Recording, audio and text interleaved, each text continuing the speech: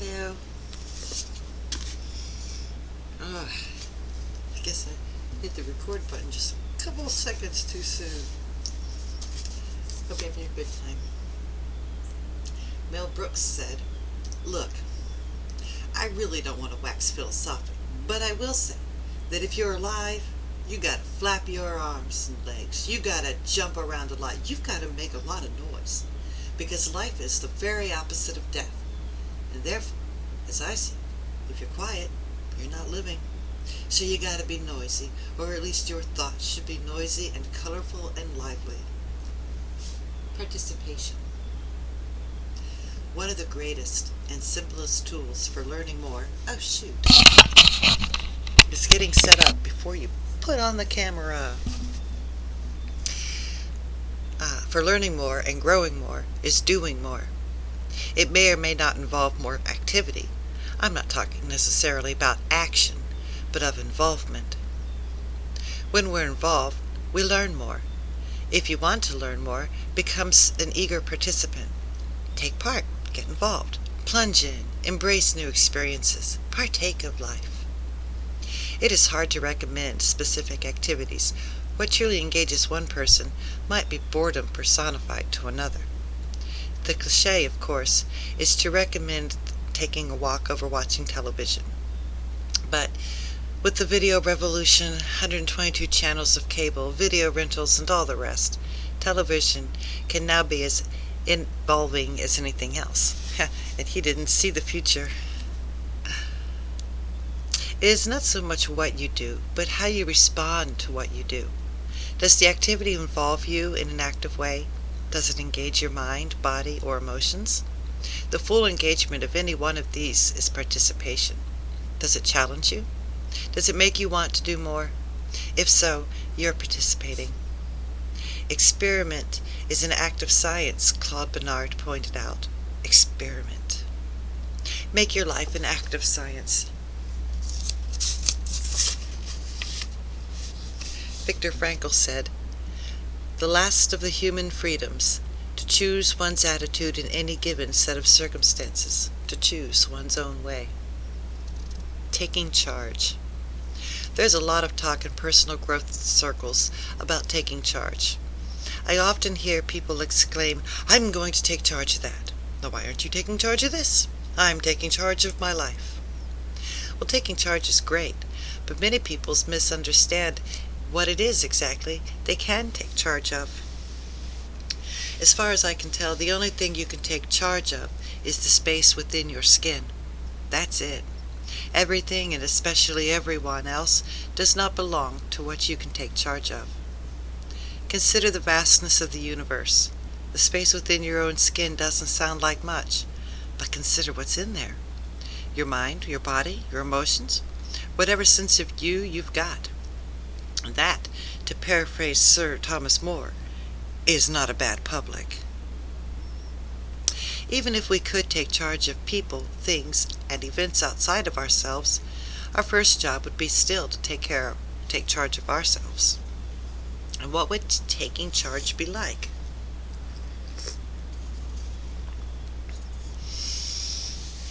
You would have charge of your thoughts. You would not find yourself thinking about things you didn't want to think about. Your mind would be directed, creative, and positive at all times. You would have charge of your body.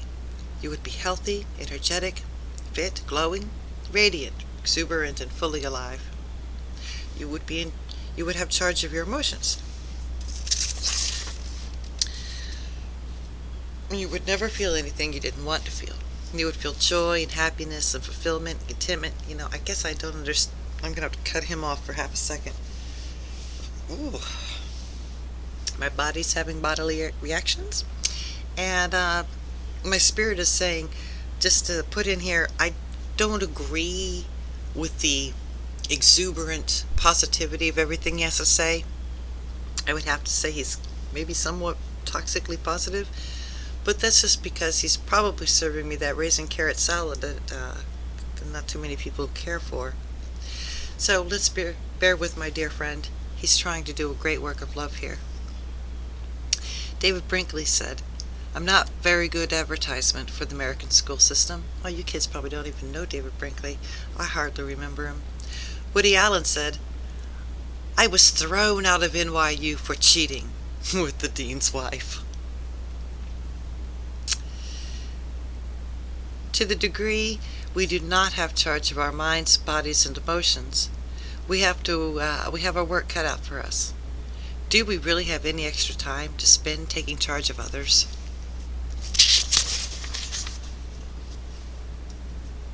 Pablo Picasso said, "Computers are useless. They can only give you answers." Open the mind, strengthen the body, fortify the emotions. We often let one of the big three run the show. What I said earlier about the mind is equally true of the body and emotions. They make great servants, but bad masters. You probably already know which of the big three you identify with the most closely. The one you give the most influence, the one that often leads you into temptation, the one that stops you from doing the things you really want to do, or know it would be best for you to do. If you let you run the show, you'll probably learn more, and even if you don't, the show will be a lot more enjoyable. Wouldn't you rather choose which videos to watch? Certainly listen to the advice of the mind, body, and emotions, but you make the choice. And you move in the direction that you choose. How? Well, here are some suggestions. Open the mind. We probably met our fair share of Descarteses running around, the ones who think therefore they am. You may have wanted to tell them, as Zorba told his mental young friend, "You think too much. That is your trouble. Clever people and grocers, they weigh everything." Now these people spend a lot of time in opinions, evaluations, assessments, criticisms, judgments, convictions, laws, rules, procedures, schemes, and making up their minds. And once their mind is made up, however, that's it. There's not much that can change it. To these folk, one and all, I simply suggest that the mind is like a parachute. It works best when open. The mental among us may protest California bumper sticker philosophy. All right. How about this thought from Henry James? Always keep a window in the attic open, not just cracked, but open. Strengthen the body. If you're not doing what you want to do because you're too tired, or you're worried that some person, germ, or unlikely twist of fate is waiting to do you in, your body's probably got a hold of you. Some people have a long list of physical reasons why they can't get things done. Colds, flus, headaches, pulled this, sprained that, fractured something else. Well, what's troubling you, dude? Time to get a hold of your body. Get up, get moving, get going. Your body's your vehicle, like your car.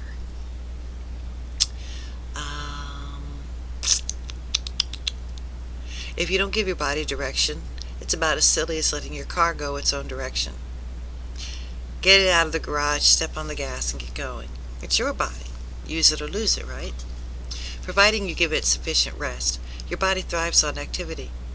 Don't let your body stop you from doing what you want. Get up and do it anyway. And don't wait for the energy before you do something. Do, and the energy will follow. That is very true. Fortify the emotions. The overly emotional tend to wear their hearts on their sleeves. They act, or more often they fail to act, because of what they feel. And what do they usually feel? Fear. What if? Guilt. If I don't then? Anger. You didn't. Disappointment. Let down, as usual. These people stay away from events in which their emotions might be aroused, particularly the emotions of fear, guilt, anger, and disappointment, or hurt feelings. They fear, guilt, anger, and disappointment, so they stay away. To these dear hearts I say, persevere, press on, feel the fear and do it anyway. Although the phrase "scared to death" is often used by emotionals, very few people have actually died from fear. Emotions are not fragile. They're there to be used. You strengthen your influence over your emotions by using them. unconsciously put yourself in situations you want to avoid because of your feelings, and feel all there is to feel, and later remind yourself that you survived. After a while, you'll do more than survive. You'll thrive. Because the other side of fear is excitement, and the other side of doing is the reward of achievement, which leads to positive feelings you seek. On the other hand, those who tend to be too often too angry at others need to exercise their feelings less. When we don't exercise something, it grows weaker. If you tend to lean toward resentment when things don't go your way, next time you're peeved, try this. Rather than exercising your emotions, exercise your body. Run around the block, do jumping jacks, put on some music and dance. This may look silly to your friends and to your coworkers, but they'd probably prefer you taking a brief exercise break over the yelling, screaming, and or pointing out, or pouting so often done by the easily ticked off. More on how to take charge of your mind, body, and emotions later. Did any of these descriptions sound too close for comfort? At some point or other, we all tend to be too mental or too unphysical or too emotional. If you've narrowed your specializations down to two and are having trouble choosing between them, maybe you have combined loyalties. This is not uncommon. Some people, for example, are controlled by a combination of body and emotions. They add emotions to the usual lethargy of the body. These people are often hypochondriacs, and they have all the symptoms to prove it. Some combine the body with the mind. Now, these people may belong to the Flat Earth Society. They don't do much, but they know precisely why they shouldn't. These people would do well to exercise more, both mentally and physically. Work crossword puzzles while jogging, for example. Most common, it seems, those who combine mind with emotions are those who combine mind with emotions. When the mind and emotions combine, it forms what is commonly referred to as ego. Not necessarily by Freud's clinical definition, but more by the popular usage as in he has an ego problem, or her ego is out of control. The mind and emotions are a powerful combination.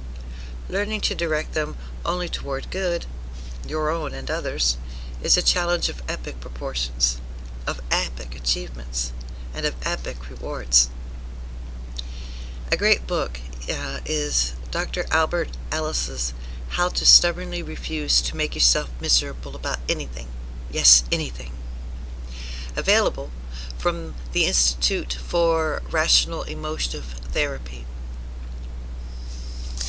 A quote from Mr. Dr. Ellis: "Practically all human misery and serious emotional turmoil are quite unnecessary, not to mention unethical.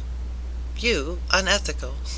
When you make yourself severely anxious or depressed, you are clearly acting against you and are being unfair and unjust to yourself."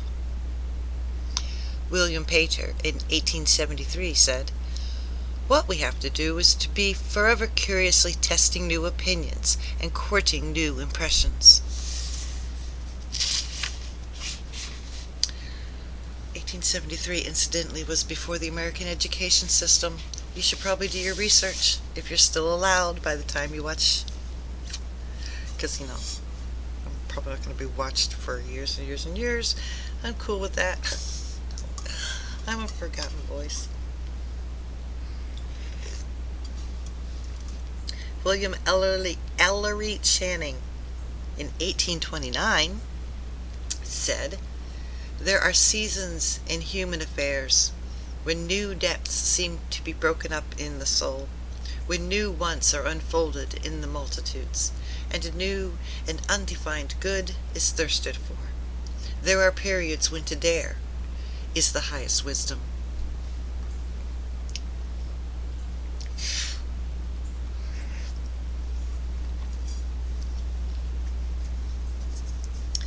I have to cut this short because I've got somewhere to go.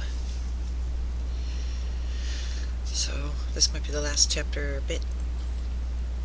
Try new things. The more we do, the more we learn. Even if we don't do it right, we have at least learned another way of not doing it. That's learning. That's growth. So, you don't yet know how to do something. So, for the things that we have to learn before we can do them, said Aristotle, we learn by doing them. I'm not suggesting you do more of what you already find comfortable. I'm encouraging you to explore things you find uncomfortable. The ones you're afraid to do. The ones you don't think you've got the energy to do. The ones you're sure you'll be judged harshly by others if you do. The underlying question in trying new things: would I hurt myself physically? Not emotionally, not mentally, if I did this. Not could.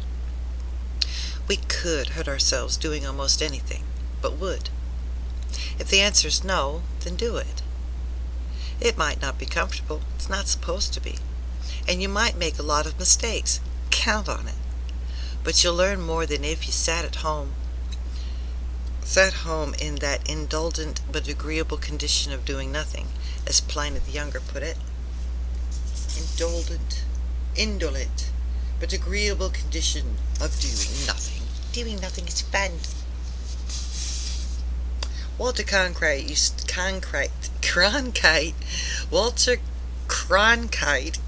used to say, and that's the way it is. Now, who was he? My gosh. Well, I don't know if he was the Hannity or if he was the Tucker of his time. But we all trusted him. He was the voice of the news. He told it as it was. Right. Him and Dan Rather were the opposing news characters. That's for your trivia question. Acceptance. Acceptance is such an important commodity. Some have called it the first law of personal growth. Acceptance is simply seeing something the way it is and saying, that's the way it is. Acceptance is not approval, consent, permission, authorization, sanction, concurrence, agreement, compliance, sympathy, endorsement, confirmation, support. Oh my God, what kind of a thesaurus do you got here, Bo? Support, ratification, assistance, advocating, backing, maintaining, authenticating, reinforcing, cultivating, encouraging, furthering, promoting, aiding, abetting, or even liking what is. I swear this guy was like totally related to the Buddha from the Lankavatara, which I'm thinking about finishing. But I'm not going to sing it. I'm just going to use the Buddha voice though. Acceptance is saying, it is what it is, and what is what is. Okay. Philosophers from Gertrude Stein, a rose is a rose is a rose, to Popeye, I am what I am, have understood acceptance. Until we truly accept everything, we cannot see clearly. We will always be looking through the filter of musts, shoulds, ought-tos, have-tos, and prejudices. When reality confronts our notion of what reality should be, reality always wins. Drop something while believing gravity shouldn't make it fall. It falls anyway. We don't like this. That is, we have trouble accepting this. So we either struggle with reality and become upset, or turn away from it and become unconscious. If you find yourself upset or unconscious, or alternating between the two about something, you might ask yourself, what am I not accepting? Acceptance is not a state of passivity or inaction. I'm not saying you can't change the world or right wrongs or replace evil with good. Acceptance is, in fact, the first step to successful action. If you don't fully accept a situation precisely the way it is, you will have difficulty changing it. Moreover, if you don't fully accept the situation, you will never really know if the situation should change. When you accept, you relax. You let go. You become patient. This is an enjoyable and effective place for either participation or departure. To stay and struggle, even for fun things, how many times have you tried really hard to have a good time? Or to run away in disgust and or fear is not the most fulfilling way to live. One or the other, however, is the inevitable result of non-acceptance. Take a few moments and consider a situation you're not happy with. Not your greatest burden in life, just a simple event, about which you feel peeved. Now accept everything about the situation. Let it be the way it is. Because, after all, it is that way, is it not? Also, if you accept it, you will feel better about it. After accepting it and everything about it, you probably still won't like it, but you may stop hating or fearing it. At least you'll hate or fear it a little less. And that's true value of acceptance.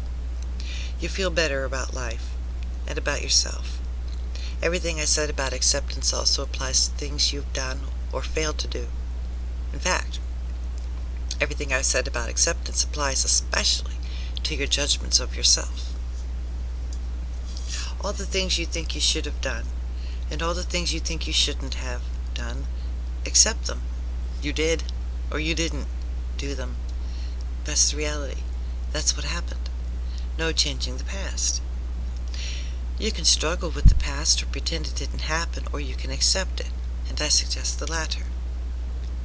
Even a prime-time disciplinarian such as Paul admitted, "For what I do is not the good I want to do. No, the evil I do not want to do. This I keep doing." Well, we can get better at that, yo. That's from Romans 7:9, if you ever want to read the Bible sometime. Just for poetry's sake. And that was a man who knew his shoulds. The next time you find yourself doing something you shouldn't, or not doing something you should, you might as well accept it. If that was good enough for Paul, then that's good enough for me. I don't know about all that. Hey, while you're at it, you might as well accept all your future transgressions against the shoulds, musts, and have-tos, because you will transgress. Not that I necessarily endorse transgression, but simply accept the fact that human beings do such things. Accept your humanity, with all the magnificence and folly inherent in it. And when you're in a state of non-acceptance, it is difficult to learn. Clenched fist cannot receive a gift. And a clenched psyche, grasped tightly against the reality of what must not be accepted, cannot easily receive a lesson. Relax. Accept what's already taken place, whether done by you or something outside of you. Then look for the lesson. You might not enjoy everything that happens in life, but you can enjoy the fact that no matter what happens, there's a lesson in here someplace. And don't forget, it's mostly genetic. Okay, that'll stop us for today. Have a good day, people. Good night.